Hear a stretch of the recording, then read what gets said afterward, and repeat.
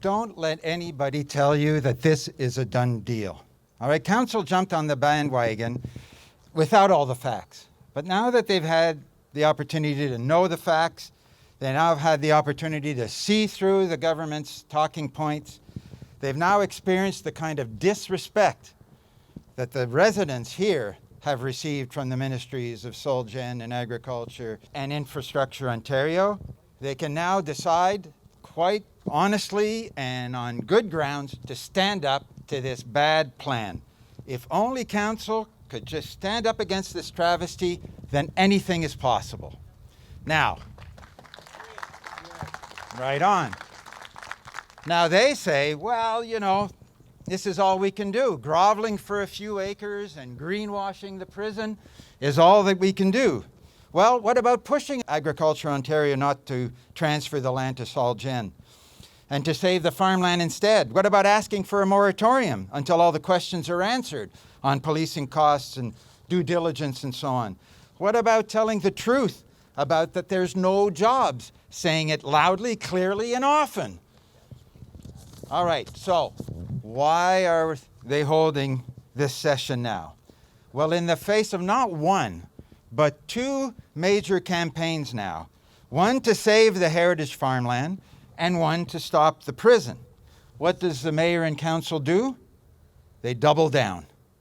They double down by accepting the Ministry of the Solicitor General's little inducements, little incentives to pave over the farmland and bulldoze existing farm buildings to build a prison. Now, what does that sound like? Local green or a sales job? Local green or a sales job? Local green or a sales job? Yeah, that's right. That's what's going on in here starting at 6 o'clock. So, I say it makes no sense to hold this session now. The land's not been transferred to Solgen, and it shouldn't be. There's no written agreement with the province on so-called surplus lands. The province's due diligence isn't done. The land may not even qualify, who knows? Council hasn't yet looked at the impact of the proposed prison on Kemptville, on the campus master plan, the revitalization of downtown, the tourism strategy. Shouldn't that be a priority? And as Colleen was noting, policing and other costs are not resolved.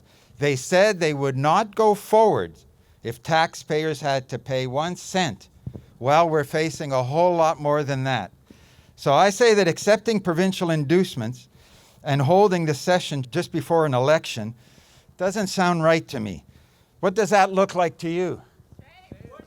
Yeah, exactly. Whitewash, greenwashing, kind of lining up, isn't it?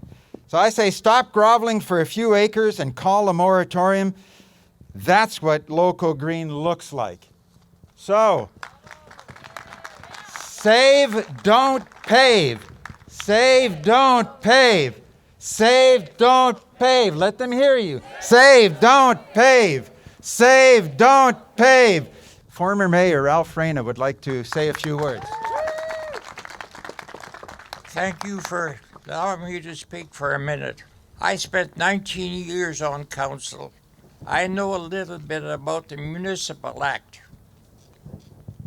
Tell me, what is this land zoned for? Was it zoned for a prison? No. Was it zoned for a prison? No. What are the permissible uses that this land can have? That's what is the law, ladies and gentlemen. It is not a mayor, it is not any member of parliament. They cannot break their own laws. I'm sorry, but I have to speak up. We are wasting our time here because we're barking up the wrong tree. I'm sorry. They have not got a right to take this property until it's legally rezoned. We can object to it, and it can take 2 years before they can make a decision. Ladies and gentlemen, don't get fooled. This is our land, our country, and not a few politicians who do it for the good of their own gain. I think I've said enough for tonight. Stand up and fight for what is right. Thank you.